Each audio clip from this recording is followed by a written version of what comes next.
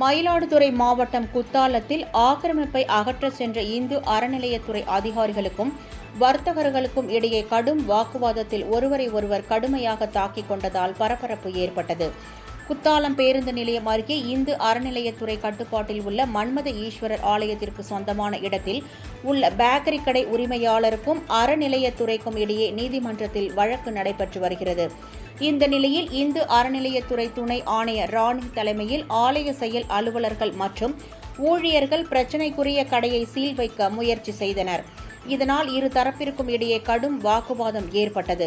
அப்போது அறநிலையத்துறை ஊழியர்களும் வர்த்தகர்களும் ஒருவருக்கொருவர் கடுமையாக தாக்கிக் கொண்டனர். தொடர்ந்து அங்கு இருந்த நாற்காலிகளை ஒருவருக்கு மீது ஒருவர் வீசி ரகளையில் ஈடுபட்டனர். பின்னர் இரு தரப்பும் சாலை மறியலில் ஈடுபட்டனர். இந்து அறநிலையத்துறை துணை ஆணையாளர் வாகனத்தில் அரிவாள் உள்ளிட்ட ஆயுதங்கள் இருப்பதாக தெரிவித்து வாகனத்தை பொதுமக்கள் முற்றுகையிட்டனர். அரசு அதிகாரிகள் ரவுடிகள் போல் நடந்து கொள்வதாக போராட்டத்தில் ஈடுபட்டவர்கள் தெரிவித்தனர். இதையடுத்து சம்பவ இடத்திற்கு வந்த போலீசார் பேச்சுவார்த்தை நடத்தி வாகனத்தை மீட்டனர்.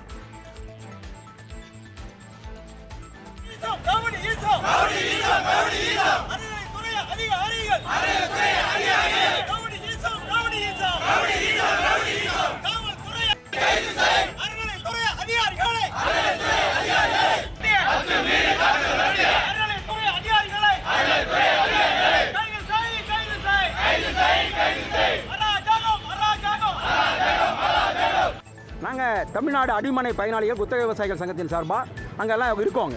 யார் வரட்டும் பேசுங்கிட்டு ஆடியோட்ட பேசணும். இன்றைக்கி நாங்கள் பர்மிஷன் கொடுக்கல, பேச்சுவார்த்தைக்கு போட்டிருக்கேன்றாங்க.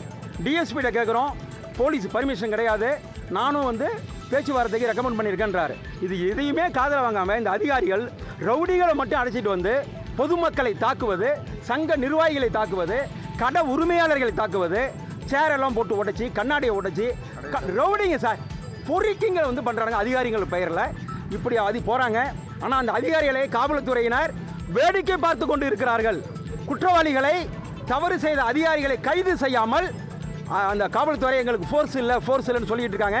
தப்பு செஞ்ச அதிகாரிகளாம் ஏதோ ஒரு வாகனத்தில் தப்பித்து செல்வதற்கு முயற்சிக்கிட்டு இருக்காங்க. பொதுமக்கள்லாம் தடுத்து நிப்பாட்டியிருக்கோம். இப்போ டிஎஸ்பிகிட்ட சொல்லியிருக்கோம், ஆடியோகிட்ட சொல்லியிருக்கோம். அவர்களாம் இந்த இடத்துக்கு வரன்னு இருக்காங்க. வந்து அந்த தவறு செய்த பொதுமக்களை தாக்கிய, சங்க நிர்வாகிகளை தாக்கிய, ரவுடிகள் போல் செயல்பட்ட, ரவுடிகளை வைத்துக்கொண்டு அராஜகம் செய்த அந்த அதிகாரிகள் மீது நடவடிக்கை எடுக்கணும், அவர்களை கைது செய்ய வேண்டும் என்ற கோரிக்கையோடு இப்போ இந்த சாலை மறியல்